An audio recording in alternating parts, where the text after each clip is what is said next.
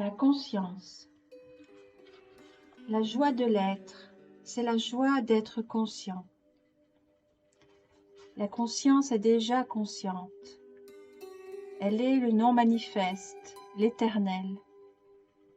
L'univers, par contre, devient graduellement conscient. La conscience elle-même est intemporelle et n'évolue pas. Elle n'est jamais née et ne mourra jamais. Quand la conscience devient l'univers manifesté, elle semble être assujettie au temps et subit un processus évolutif. Aucun esprit humain ne peut totalement comprendre la raison de ce processus. Mais nous pouvons en avoir un aperçu en nous et y prendre consciemment part. La conscience est l'intelligence, le principe organisateur derrière toute forme. La conscience prépare les formes depuis des millions d'années, de façon à pouvoir s'exprimer par elle dans le monde du manifeste. Bien que le royaume du non-manifeste de la conscience pure puisse être considéré comme une autre dimension, il n'est pas dissocié de la dimension de la forme. La forme et l'absence de forme sont deux dimensions qui s'interpénètrent. Le non-manifeste arrive dans cette dimension sous la forme de présence, d'espace intérieur. Et comment y arrive-t-elle? Par la forme humaine qui devient consciente et accomplit sa destinée. La conscience s'incarne dans la dimension du manifeste, c'est-à-dire qu'elle devient forme. Ce faisant, elle entre dans un état similaire au rêve. L'intelligence reste, mais la conscience devient inconsciente d'elle-même. Elle se perd dans la forme, s'identifie à la forme. On pourrait décrire ce phénomène comme la descente du divin dans la matière. Sur notre planète, l'ego humain représente l'étape finale de l'endormissement universel, de l'identification de la conscience à la forme. C'était une étape nécessaire à l'évolution de la conscience. La prochaine phase de l'évolution humaine n'est pas inévitable, mais pour la première fois dans l'histoire de notre planète, elle peut prendre la forme d'un choix conscient. Et qui fait ce choix? Vous. Et qui êtes-vous? La conscience qui est devenue consciente d'elle-même.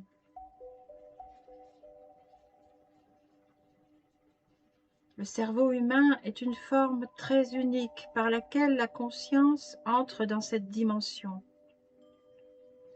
Il contient environ 100 milliards de cellules nerveuses, appelées neurones, ce qui correspond environ au nombre d'étoiles de notre galaxie que l'on pourrait qualifier de cerveau macrocosmique. Ce n'est pas le cerveau qui crée la conscience, mais la conscience qui a créé le cerveau, la forme physique la plus complète qui soit sur Terre pour son expression. Quand le cerveau est endommagé, cela ne veut pas dire que vous perdez la conscience, mais plutôt que la conscience ne peut plus utiliser cette forme pour entrer dans cette dimension. Vous ne pouvez pas perdre la conscience, vu que c'est l'essence de ce que vous êtes. Vous pouvez seulement perdre quelque chose que vous avez, pas quelque chose que vous êtes. Mais si vous ne pouvez pas connaître la conscience, vous pouvez en devenir conscient en tant que vous-même. Vous pouvez la sentir dans n'importe quelle situation, peu importe où vous êtes. Vous pouvez la sentir, ici et maintenant, en tant que votre propre présence, comme l'espace intérieur dans lequel les mots sur cette page sont perçus et deviennent des pensées. La conscience, c'est le « je suis » sous-jacent. Les mots que vous lisez et que vous entendez, et la pensée figurent à l'avant-plan, alors que le « je suis » est à l'arrière-plan. Il est le creuset de chaque expérience, de chaque pensée et de chaque émotion. La réalisation spirituelle, c'est voir clairement que ce dont je fais l'expérience, ce que je pense, perçois ou sens, n'est pas finalement qui je suis. C'est voir clairement que je ne peux me trouver dans toutes ces choses qui passent et disparaissent. Bouddha fut certainement le premier être humain à le voir clairement. C'est ainsi qu'Anatta, l'absence de moi, devint un des points centraux de son enseignement. Et lorsque Jésus a dit « Renie-toi toi-même », il voulait dire « détruis », donc défait l'illusion du moi.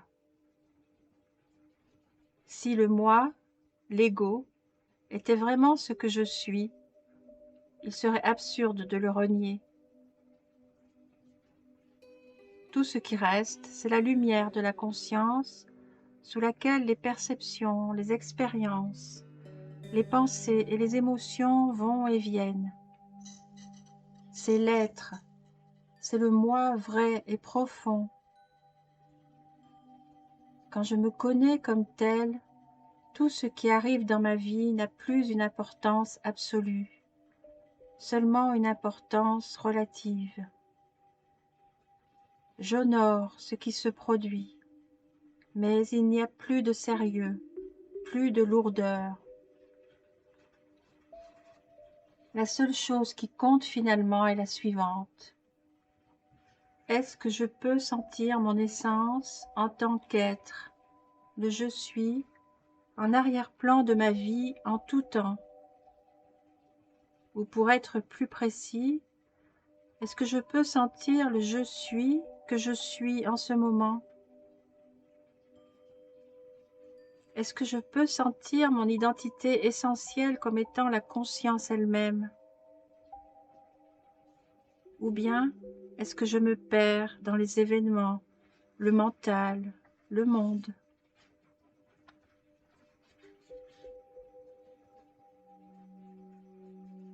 Quand les formes auxquelles vous vous étiez identifié s'effondrent ou vous sont reprises, il y a effondrement de l'ego, étant donné que l'ego est identification à la forme.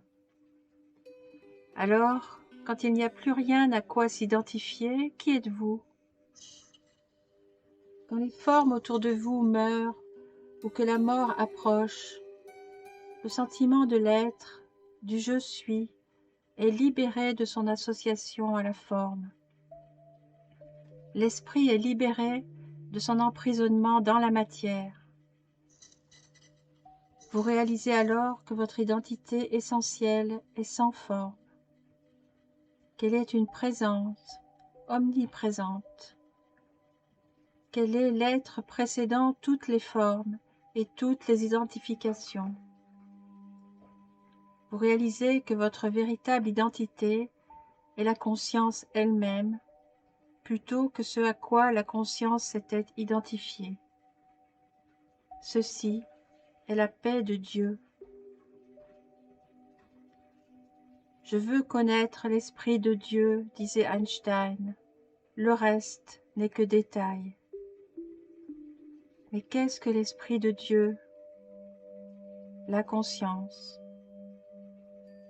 Que veut dire connaître l'Esprit de Dieu? Être conscient. Conscient de quoi? Des détails externes, de tout ce qui se produit concrètement, de votre raison d'être extérieure.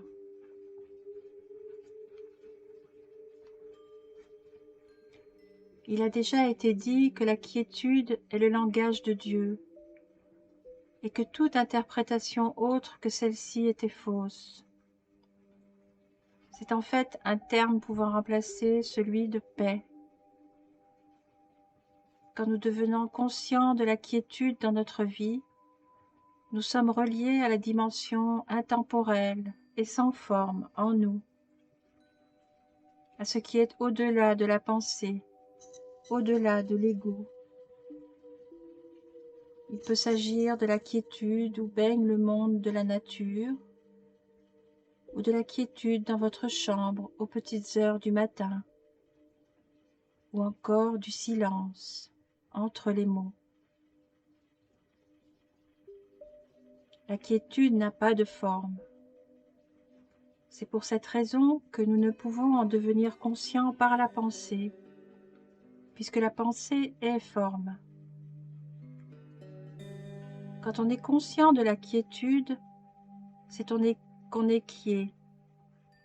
Et être quiet, c'est être conscient sans penser. Vous n'êtes jamais plus essentiellement, plus profondément vous-même que lorsque vous êtes dans cet état. En fait, vous êtes qui vous étiez avant de prendre cette forme physique et mentale que l'on appelle une personne. Vous êtes aussi qui vous serez une fois que la forme se sera dissoute. Lorsque vous êtes dans la quiétude, vous êtes qui vous êtes au-delà de votre existence temporelle, c'est-à-dire que vous êtes la conscience sans forme, non conditionnée et éternelle. Un instant de quiétude après la sonnerie du bol.